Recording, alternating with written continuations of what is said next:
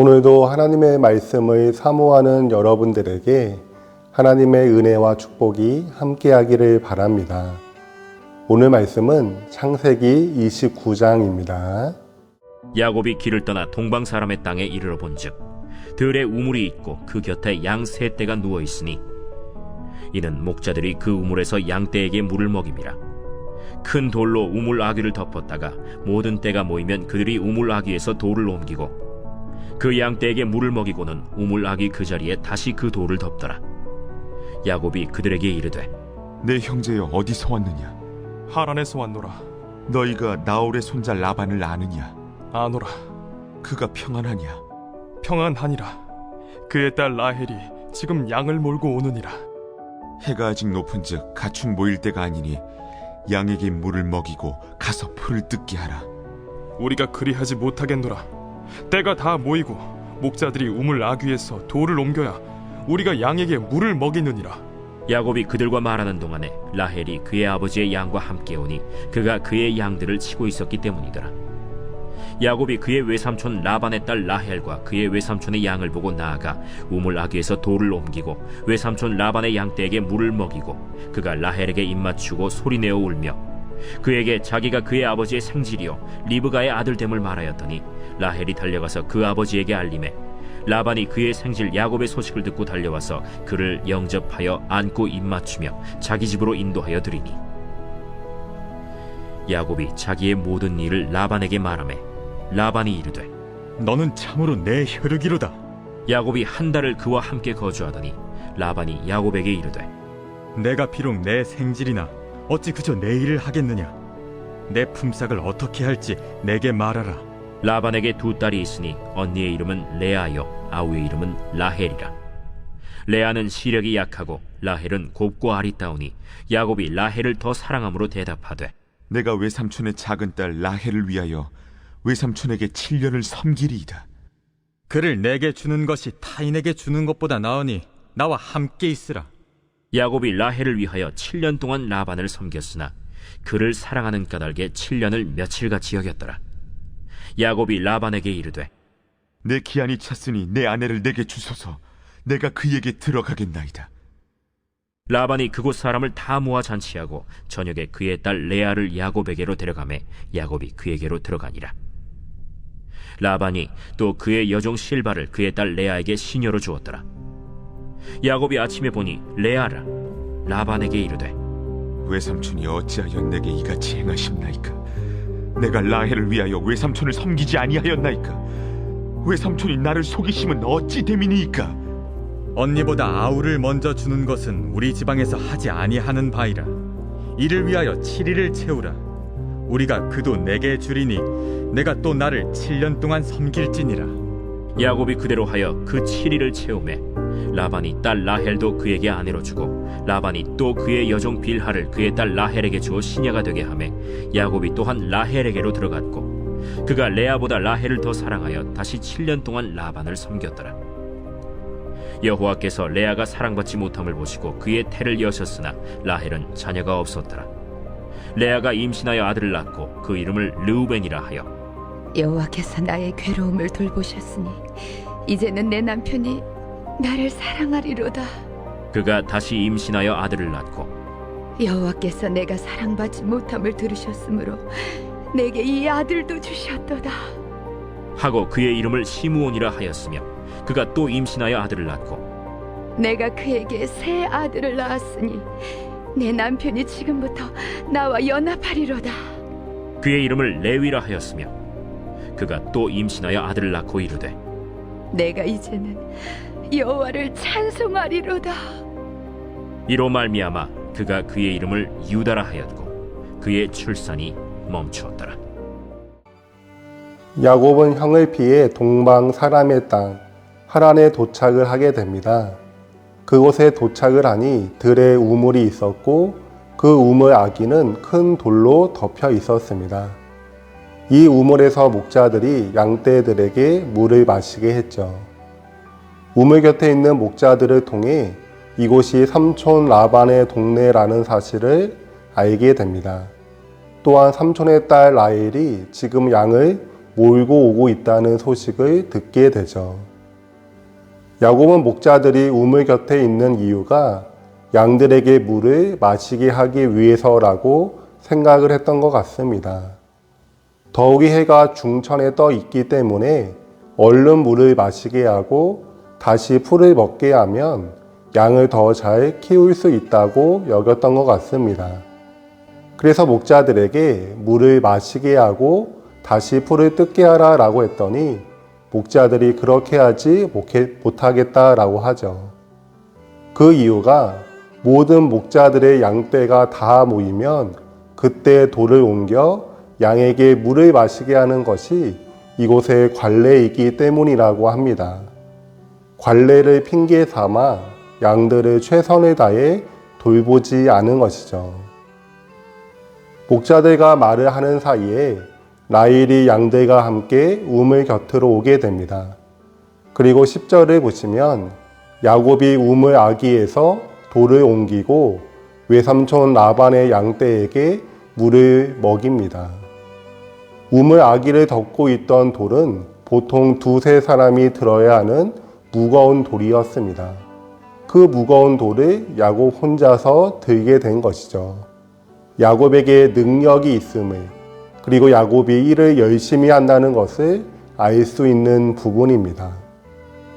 야곱은 라헬을 통해 라반을 만나게 되고 이때 라반이 야곱을 향해 이렇게 말합니다.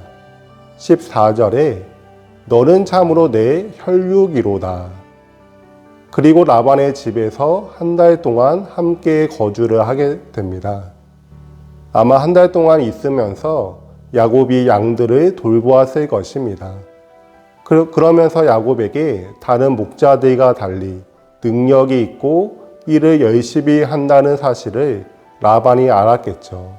그래서 15절에서 라반이 한 가지 제안을 합니다. 그것은 품삯을 주고 일을 시키겠다는 것이죠. 조카와 삼촌의 관계, 혈육 관계에서 고용주와 고용인의 관계로 바뀌게 되는 것입니다. 라반의 제안에 대해 롯은 돈을 요구하지 않습니다. 대신에 라헬과의 결혼을 원하죠. 그래서 라헬과 결혼하기 위해서 7년을 일합니다.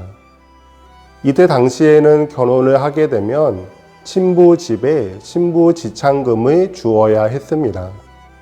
그래서 아브라함의 종도 이삭의 아내를 얻기 위해서 낙타 10마리와 각종 보석들을 가지고 간 것이죠. 하지만 야곱은 빈털터리였습니다. 친부 지창금으로 줄 돈이 없었죠. 그래서 돈 대신에 7년 동안 일을 하는 것으로 신부 지창금을 대신하는 것입니다. 그리고 7년의 시간이 지났습니다. 이제 자신이 그토록 사랑하는 라헬과 결혼을 하게 된 것이죠. 라반은 사람들을 다 모아 잔치를 베풉니다. 그리고 날이 깜깜해진 저녁에 라헬이 아닌 레아가 야곱과 첫날 밤을 보내게 되죠. 야곱이 구분하지 못한 이유는 깜깜한 밤이기도 했고 무엇보다도 잔치를 했기 때문에 포도주를 많이 마셨을 것입니다. 그래서 구분하지 못한 것 같습니다. 아침이 되어서야 자신과 잠자리를 가진 여자가 레아인 것을 알게 되었습니다. 그래서 삼촌에게 따지죠. 그러자 26절에서 라반이 이르되 언니보다 아우를 먼저 주는 것은 우리 지방에서 하지 아니하는 바이라 라고 합니다. 야곱은 라헬을 얻기 위해 또 7년을 삼촌 라반을 위해 봉사를 하게 되었습니다. 여러분, 야곱에게 왜 이런 일이 일어나게 된 것일까요? 여러 이유가 있겠죠. 잔치에 술을 마셔서 레아와 라헬을 구분하지 못한 야곱의 잘못도 있을 것입니다. 그리고 일을 잘하는 야곱을 이용하려고 하는 삼촌 라반의 욕심도 있을 것입니다. 또한 언니가 아우보다 먼저 결혼해야 하는 하란 지역의 관습도 있을 수가 있죠. 저는 야곱에게 이런 일이 일어난 이유를 야곱의 신앙에서 찾고 싶습니다.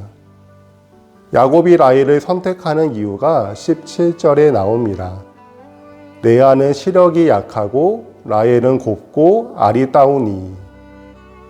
야곱은 라헬이 아름답다는 이유로 라헬과 결혼을 하고자 하죠.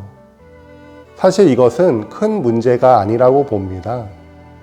왜냐하면 아브라함의 종이 리브가를 선택할 때에도 리브가의 아름다움을 보았기 때문입니다.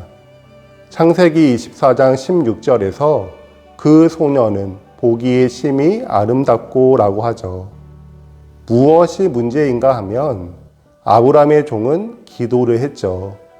기도를 하고 나서 리브가를 보니 하나님이 주신 관점, 하나님이 주신 시야에서 리브가가 아름답게 보였던 것입니다. 하지만 야곱은 기도하지 않았습니다. 기도하지 않고 오직 육적인 아름다움만 본 것이죠. 여러분, 우리가 무엇인가를 선택하게 되면 그 선택을 결과로만 판단할 때가 있죠. 결과가 좋으면 좋은 선택이고 결과가 좋지 못하면 나쁜 선택이라고 여기게 됩니다. 하지만 여러분, 결과보다 더 중요한 것은 과정입니다. 부부의 삶을 단순히 어떤 결과로만 판단하기 힘들죠. 넓은 집, 넓은 차 이런 것들로만 부부의 삶을 판단할 수 없습니다. 이것들이 있다고 해서 반드시 행복한 부부가 아니죠. 부부가 서로의 마음을 나누며 함께 아름다운 가정을 꾸려나가는 그 과정이 더 중요하다고 봅니다. 마찬가지로 우리가 무엇인가를 선택할 때 결과도 중요하지만 더 중요한 것은 그 선택을 해 나가는 과정입니다. 그 과정 속에서 하나님께 기도하는 것, 하나님을 신뢰하고 하나님께 기도로 맡기는 것, 그리고 하나님의 응답을 기다리는 그 과정이 더 중요합니다. 그 과정을 통해 우리의 눈은 하나님의 관점을 가지게 되죠. 그 과정을 통해 하나님을 더 신뢰하게 되고요. 모든 것을 합력하여 선을 이루시는 하나님을 경험하게 됩니다. 사랑하는 성도 여러분, 인생의 선택의 순간마다 반드시 기도하시기를 바랍니다. 하나님의 지혜를 구하며 하나님을 신뢰하게 해달라고, 그리고 하나님의 응답을 기다리는 인내를 허락해 달라고 기도하시기를 바랍니다. 하나님은 그 기도의 과정을 통해 우리의 삶을 가장 선하게 이끄시며 우리의 믿음을 더욱더 견고하게 하실 것입니다. 이런 은혜가 우리와 함께 하기를 예수님의 이름으로 소원합니다. 아멘. 네, 제가 기도하겠습니다. 하나님 아버지 감사드립니다. 우리를 하나님의 거룩한 신부로 부르시고 하나님의 뜻을 따라 하나님의 말씀대로 살아갈 수 있는 은혜를 허락하여 주시니 감사합니다. 우리의 인생의 선택의 순간마다 겸손히 하나님께 나아가 하나님의 지혜를 구하며 하나님을 의지하는 우리가 되기를 원합니다. 그래서 우리의 삶을 가장 선한 길로 인도하시는 하나님의 살아계심을 경험하게 하여 주시고 그 과정을 통하여 우리의 믿음이 더욱더 견고해지는 은혜를 허락하여 주옵소서. 감사드리며 예수님의 이름으로 기도합니다. 아멘.